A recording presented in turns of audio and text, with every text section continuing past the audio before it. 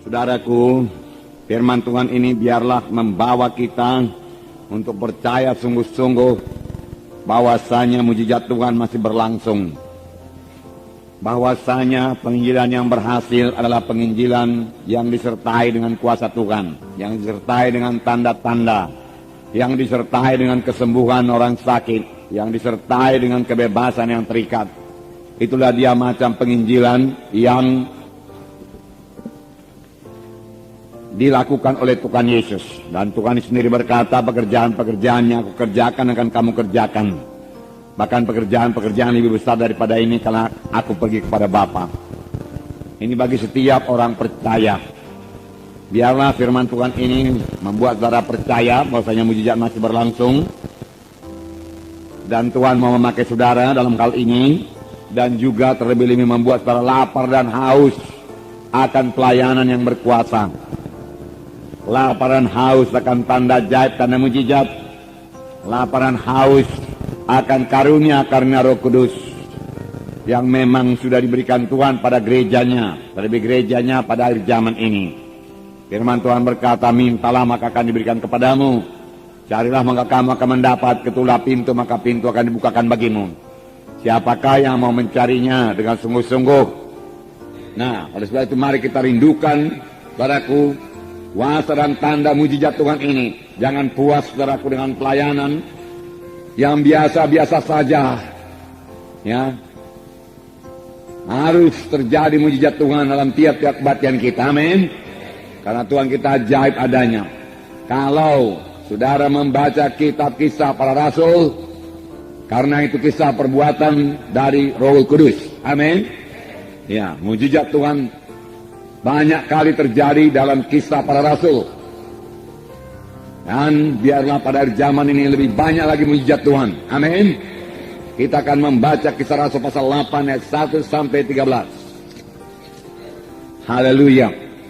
Jadi Simon yang tukang sihir ini juga takjub melihat tanda-tanda dan mujizat-mujizat besar. Tanda-tanda yang besar, mujizat-mujizat yang besar terjadi. Jadi banyak tanda, banyak mujizat. Amin. Banyak penyataan-penyataan Roh Kudus harus terjadi dalam pelayanan kita. Pelayanan Filipus ini juga dikatakan mereka mendengarkan firman Tuhan. Tetapi mereka bukan hanya sekedar mendengar saja, mereka juga melihat tanda-tanda yang diadakannya. Setelah mereka mendengar firman Tuhan dan melihat tanda-tanda yang diadakannya, tanda mujizat yang tidak bisa dilakukan dengan kekuatan manusia, mereka dengan bulat hati menerima apa yang diberitakannya itu. Sebab dikatakan dari banyak orang keluarlah, orang-orang yang kerasukan keluarlah roh-roh jahat itu dengan suara keras. Berteriak dia. Setan bisa berteriak memakai mulut orang yang kerasukan itu. Dan banyak orang lumpuh dan banyak orang timpang. Bukan sedikit, banyak. Biarlah kita merindukannya. Biarlah kita lapar dan haus akan hal ini. Karena inilah dia pelayanan Tuhan Yesus. Dan Tuhan Yesus berkata, pekerjaan yang aku kerjakan akan kamu kerjakan.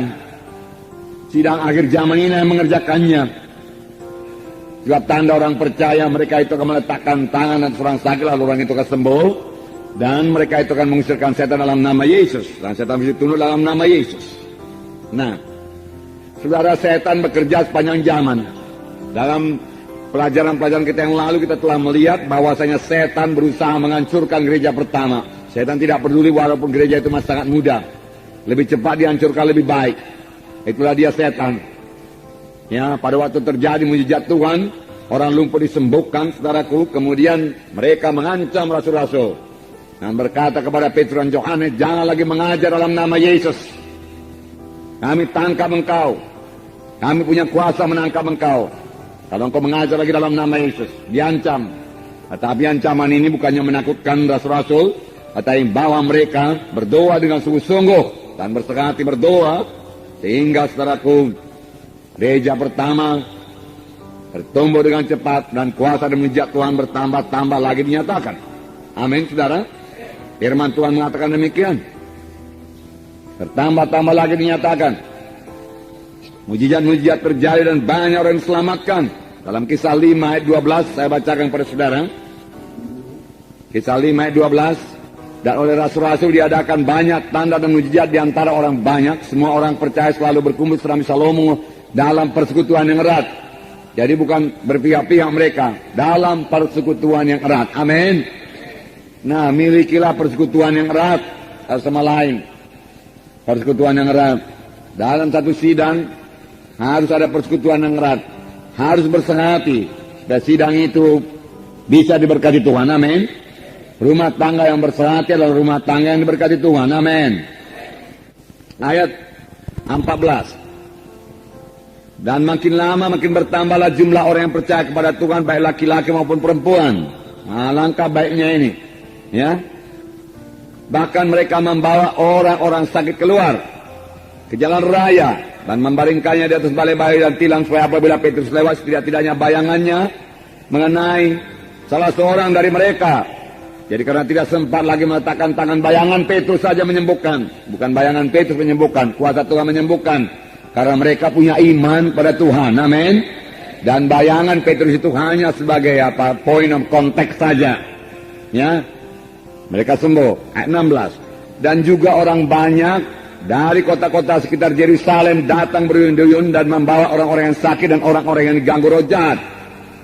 Ada yang sakit, ada yang diganggu roh jahat. Jadi ada roh jahat mengganggu, hati-hati. Ya. Kita bukanlah orang yang mau bersoal jawab, berdebat-debat, saudaraku. Kita perlu menyatakan tanda ajaib, tanda mujizat, membuktikan bahwasanya Yesus hidup dan dia bangkit daripada kematian dan dia bekerja. Amin. Saudara bisa melaksanakannya, saudaraku.